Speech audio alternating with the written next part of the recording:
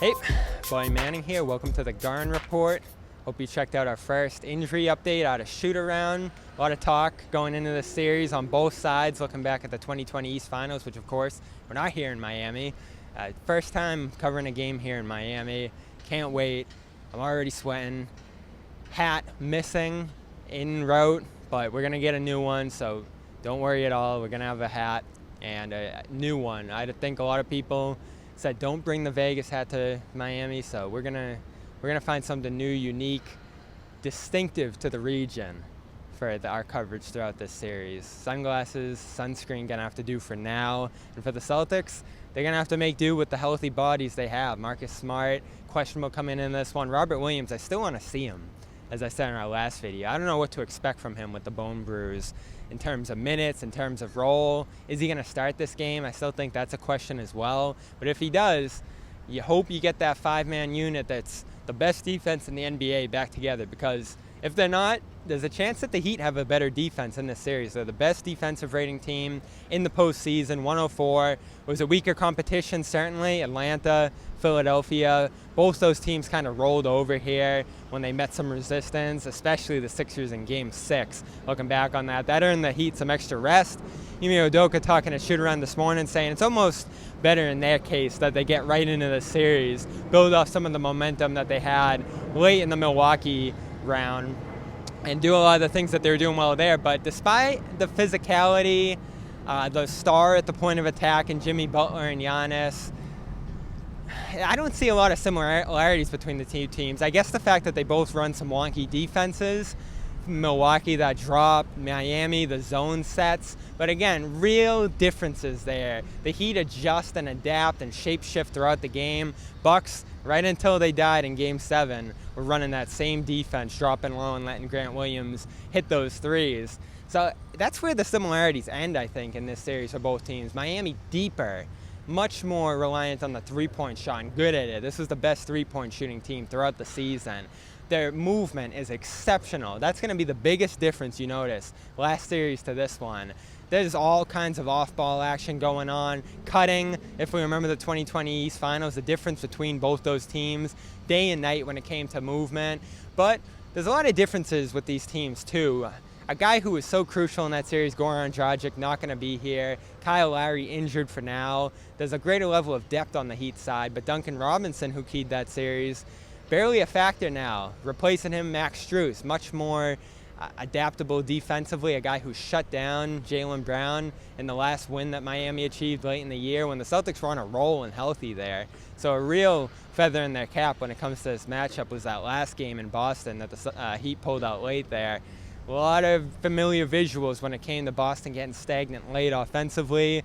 The Heat running out in transition. Jimmy Butler making big late plays, and he's averaging 28, 7, and 5. Arguably the best player in this postseason. But unlike Giannis last round, he's not attacking on his own. He's going to have a lot of opportunities and outlets to make passes. PJ Tucker, Tyler Hero, Strus, as we mentioned, these are all shooters that can make you pay. And I think in the back of everybody's mind is what Victor Oladipo has left.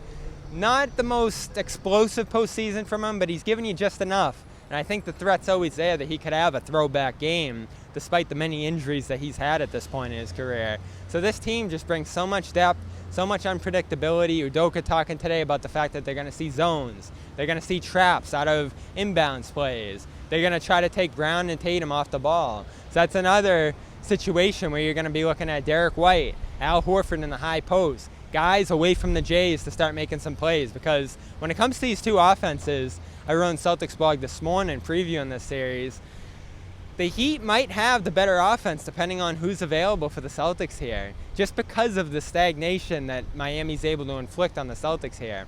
Now, do I love this matchup for Boston on paper?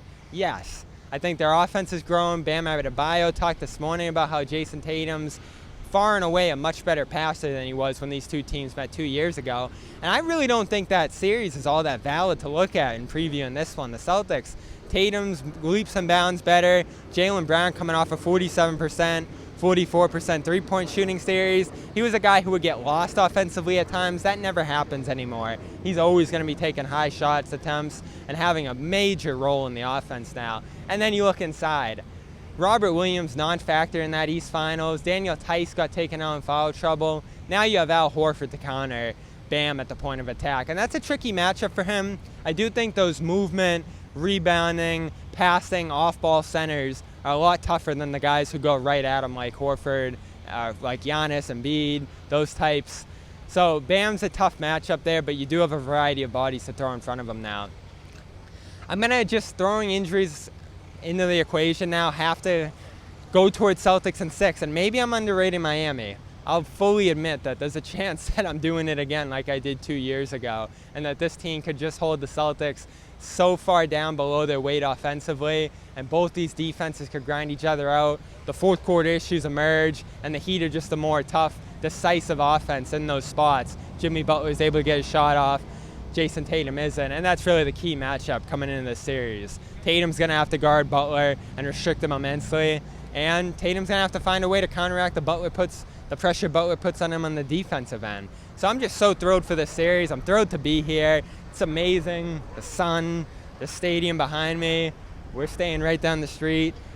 This is great. I was worried after Game 5 that we weren't going to get this, but here we are. CLNS Media, Josue Pavone joining us shortly. Celtics All Access. We'll have coverage throughout Games 1 and 2 here at FTX Arena in Miami. We're brought to you by com.com/garden.